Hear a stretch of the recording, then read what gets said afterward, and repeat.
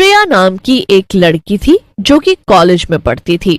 अक्सर श्रेया पैसे कमाने के लिए छोटे मोटे काम जैसे कि बच्चों को पढ़ाना और रेस्टोरेंट्स में पार्ट टाइम जॉब्स करती थी। ऐसा इसलिए क्योंकि श्रेया के घर वाले गांव में रहते थे और वो बड़ी मुश्किल से ही श्रेया को कॉलेज की फीस भेज पाते थे। एक दिन श्रेया कॉलेज से घर आती है, तभी उसके मोहल्ले की एक औरत उसे रोक लेती है। अरे अरे बेटा, जरा रुकना तो। जी आंटी, आप मुझे कह रही हैं? हाँ हाँ बेटा, वो मैं इस मोहल्ले में नई आई हूँ। मैंने कुछ लोगों से सुना है कि तुम कुछ देर के लिए बच्चों को संभाल लेती हो और उनको ट्यूशन वगैरह भी देती हो। हाँ हाँ आंटी। अरे वो बेटा, असल में आज मुझे मेरे एक रिश्तेदार के यहाँ जाना पड़ रहा है क्योंकि कुछ जरूरी काम आ गया है और मेरी बेटी वो सिर्फ 10 साल की है, मैं उसे इतनी दूर नहीं ले जा सकती। तो क्या तुम आज रात भर के लिए उसकी बेबी सिटिंग कर सकती हो? तुम्हें बस आज शाम से लेकर कल सुबह तक उसके साथ रहना पड़ेगा और सुबह मैं जल्दी ही वापस आ जाऊंगी। क्या? तो क्या आंटी मुझे आपके घर आकर रहना पड़ेगा? हाँ, और अगर तुम उसका ध्यान रखोगी तो मैं तुम्हें पूरे 2000 रुपए दूंगी और अगली बार भी मुझे जब कहीं जाना होगा तो तुम्हें ही बुलाऊंगी। क्या? 2000 रुपए? अच्छा ठीक है आंटी, फिर मैं शाम को आ जाऊंगी। यही घर है ना आपका? हाँ हाँ, शुक्रिया। वैसे मेरा नाम शीला है। तुम्हें मुझे आंटी कहने की जरूरत नहीं, तुम मुझे शीला बुला सकती हो। ओह ठीक है शीला जी, फिर मैं शाम होते ही आ जाऊंगी। अभी मैं चलती हूँ। श्रेया अपने घर चली जाती है। वो बहुत खुश थी कि उसे सिर्फ एक रात एक बच्ची को संभालने के लिए पूरे 2000 रुपए मिलेंगे। इतने तो उसे एक महीने में बच्चों को पढ़ाने के बाद मिलते थे। अरे वाह, आज का दिन तो बड़ा अच्छा है।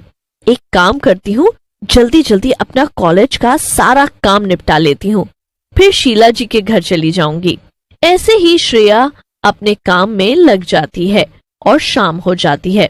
शाम होते ही वो अपना कुछ जरूरी सामान एक झोले में डाल लेती है और शीला के घर पहुंच जाती है। अरे आओ आओ श्रेया, तुम तो एकदम वक्त पे आ गई। मैं बस निकल ही रही थी। अच्छा ठीक है आंटी, वैसे आपकी बेटी वो कहाँ है? ओ हाँ मैं तो तुम्हें बताना ही भूल गई। मेरी बेटी का नाम चंचल है और चंचल ऊपर आराम कर रही है। वो ज्यादातर समय अपने कमरे में ही रहती है। अच्छा, तो फिर वो खाना क्या खाएगी? क्या? अरे नहीं नहीं, तुम मेरी बात ध्यान से सुनो। चंचल अपने कमरे में ही रहती है। उसका कमरा ऊपर वाले फ्लोर पर है और तुम्हारा कमरा ये है नीचे वाला। तुम यहीं पर रहना। वो जब रात में दरवाजे पर 3 बार दस्तक दे तब तुम दरवाजे के नीचे से उसको उसके खाने की प्लेट अंदर दे देना। उसके खाने की प्लेट मैंने पहले से ही किचन में रख दी है, बस तुम्हें इतना ही करना है। श्रेया, चाहे कुछ भी हो जाए, मेरी बेटी के दरवाजे को बाहर से मत खोलना और उसे सिर्फ खाना देने के लिए ही उसके कमरे के पास जाना। श्रेया को शीला की ये सब बातें बहुत अजीब लगती हैं, मगर इससे पहले कि वो शीला से कुछ पूछ पाती, शीला वहां से अपना बैग लेकर चली जाती है। चंचल का कमरा घर के ऊपर था। श्रेया उसका कमरा देखने जाती है तो एकदम दंग रह जाती है। ऊपर वाले फ्लोर पर एकदम अंधेरा था और वहां सिर्फ एक ही कमरा था। उस कमरे के बाहर एक बड़ा सा ताला लगा हुआ था और दरवाजे के नीचे थोड़ी सी जगह थी जहां से खाने की प्लेट अंदर करी जा सकती थी।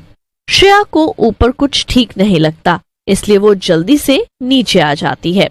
श्रेया अपने कमरे में चली जाती है और अपनी किताबें पढ़ने लगती है। ऐसे ही आधी रात बीत जाती है और श्रेया की आंख लग जाती है। तभी अचानक से आधी रात में चंचल के कमरे से आवाज आने लगती है। आवाज से श्रेया की आंख खुल जाती है। तभी श्रेया को फिर से 3 बार दरवाजे की दस्तक सुनाई देती है।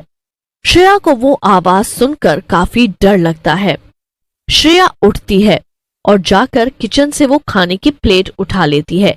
खाने की प्लेट ढकी हुई थी, पर उसमें से बहुत बदबू आ रही थी।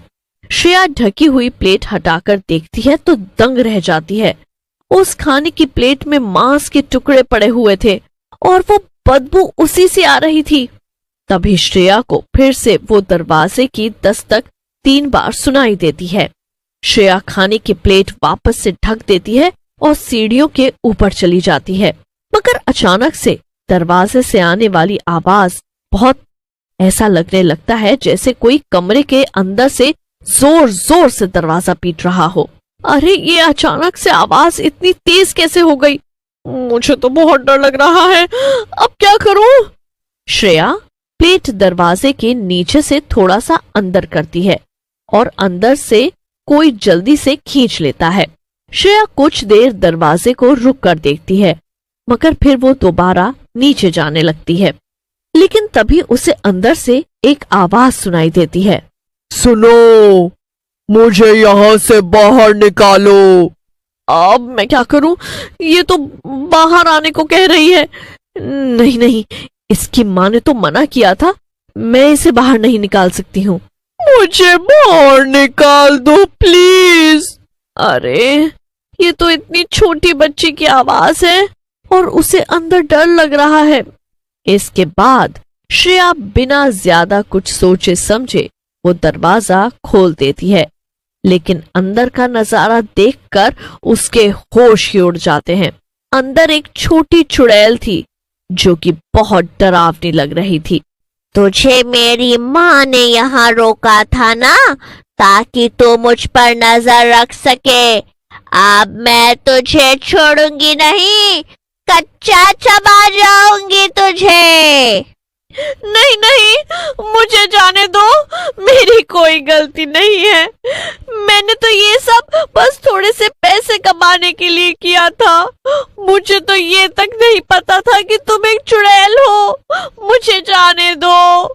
श्रेया की बात सुनकर चुड़ैल का गुस्सा कुछ कम हो जाता है और वो श्रेया से कहती है, ठीक है, तुम जा सकती हो। तुमने मुझे आजाद किया, इसलिए मैं तुम्हें यहाँ से जाने दूंगी। श्रेया को लगता है कि वो बाल बाल बची। वो जल्दी से अपना सामान उठाती है और भागने लगती है, लेकिन तभी उसकी नजर उस चुड़ैल पे जाती है। वो जमीन पे बैठी रो रही थी। उसे देखकर श्रेया को बहुत ज्यादा बुरा लगता है और वो उससे कहती है, आखिर क्या हुआ था तुम्हारे साथ? तुम ऐसे हालात में कैसे आ गई और क्या मैं तुम्हारी कोई मदद कर सकती हूँ? श्रेया की बात में बहुत मेहनत लगती है यार, प्लीज भाई वीडियो को लाइक जरूर करें यार। चुड़ैल और रोने लगती है। दरअसल मेरी ये जो माँ है ना, ये एक दिमागी मरीज है। मेरे पापा ने शादी के कुछ साल बाद ही इसे छोड़ दिया था और ये मेरे साथ भी बहुत खराब व्यवहार करती थी। ये मुझे कैद करके रखना चाहती थी, मुझे स्कूल भी नहीं भेजती थी और कभी किसी बच्चे के साथ खेलने भी नहीं जाने देती थी। एक दिन वो खुद बाजार गई थी और मुझे घर पर बंद कर गई थी। उसी दौरान घर में आग लग गई, मैं जलकर मर गई और एक चुड़ैल में बदल गई। ये तो बहुत बुरा हुआ तुम्हारे साथ। तो फिर आखिर तुम्हें मुक्ति कैसे मिलेगी? आग में जलने के कारण मेरा शरीर नहीं बचा था, लेकिन मेरा एक लॉकेट था जो मैंने पहन रखा था। वो लॉकेट मेरे पापा ने बनवाया था और उसे आग में भी जलाया नहीं जा सकता। अगर किसी तरह उस लॉकेट को किसी पवित्र नदी में बहा दिया जाए तो मुझे इस चुड़ैल की जिंदगी से मुक्ति मिल जाएगी। ये तो बहुत अच्छी बात है ना, मैं तुम्हारी मदद करूंगी। मैं उस लॉकेट को पवित्र नदी में बहा दूंगी। बताओ कहाँ है वो लॉकेट? मेरी माँ के गले में। उसे पता है कि एक वही रास्ता है जिससे मैं आजाद हो सकती हूँ और वो नहीं चाहती कि मैं आजाद हूँ। ये तो बहुत बड़ी समस्या है, पर तुम चिंता मत करो, मेरे पास एक प्लान है। श्रेया चुड़ैल को वापस कमरे में बंद कर देती है और सुबह होने का इंतजार करने लगती है। अगले दिन सुबह जैसे ही शीला आती है, वो श्रेया से कहती है, थैंक यू श्रेया, तुमने मेरी बच्ची का रात भर ध्यान रखा, ये लो तुम्हारे पैसे। श्रेया पैसे लेकर शीला को गले लगा लेती है और उससे कहती है, नहीं नहीं, थैंक यू तो तुम्हें शीला, मुझे इन पैसों की बहुत जरूरत थी। फिर श्रेया इतना कहकर शीला को छोड़ देती है और जल्दी से घर चली जाती है।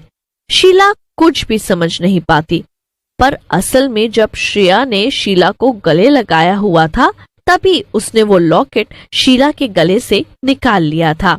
श्रेया जल्दी से जाकर उस लॉकेट को पास की पवित्र नदी में बहा देती है, जिससे कि चंचल की आत्मा को शांति मिल जाती है और वो शीला के कैद से आजाद हो जाती है। Thanks for video watching. दोस्तों, अगर आपको वीडियो अच्छी लगी तो वीडियो को लाइक और कमेंट करें और चैनल को सब्सक्राइब भी करें।